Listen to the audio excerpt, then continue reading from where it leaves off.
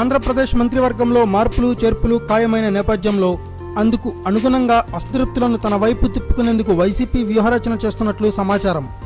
ప్రస్తుతం ఏపీలో విద్యాశాఖ మంత్రిగా ఉన్న గంటా శ్రీనివాసరావును మంత్రి పదవి నుంచి తొలగించడమో లేక ప్రాధాన్యత లేని శాఖకు మార్చడమో గ్యారంటీ అని తెలుగుదేశం పార్టీ వర్గాలే అంటున్నాయి. ఈ నేపథ్యంలో గంటా అసంతృప్తిని క్యాష్ చేసుకోవడానికి వైసీపీ వ్యూహరచన మొదలుపెట్టినట్లు సమాచారం.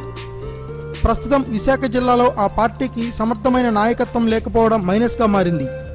విశాఖ జిల్లాతో ఉత్తరాంధ్రలో పార్టీని లీడ్ చేయడానికి సమర్థుడు, ఆర్థికంగా బలంగా ఉన్న నాయకుడు కావాలని చూస్తున్న జగన్ గంటా శ్రీనివాసరావులో అవన్నీ ఉన్నాయని అంచనాకు వచ్చినట్లు తెలుస్తోంది.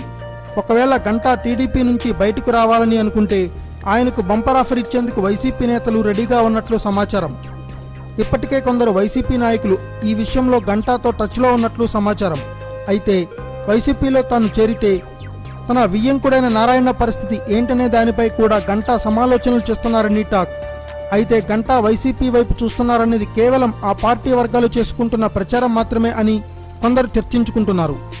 మొత్తానికి మంత్రివర్గంలో మార్పుల తర్వాత అసంతృప్తులకు గాలం వేసేందుకు వైసీపీ రెడీగా ఉన్నట్లు తెలుస్తోంది. Thanks for watching. Please subscribe our channel.